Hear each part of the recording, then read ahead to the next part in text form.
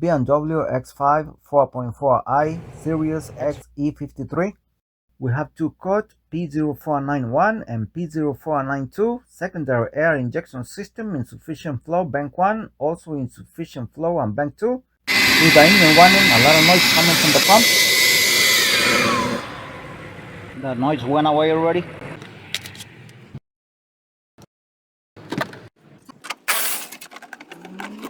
I see that the hose that connects to the pump is broken, as you can see right there. I fixed the hose, I put some tape, I'm gonna connect it back and see what happens.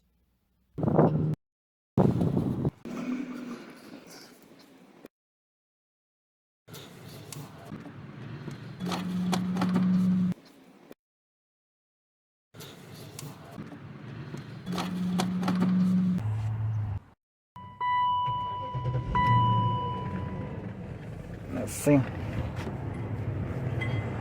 And no noise. Beautiful. There is no noise anymore because the hose is connected.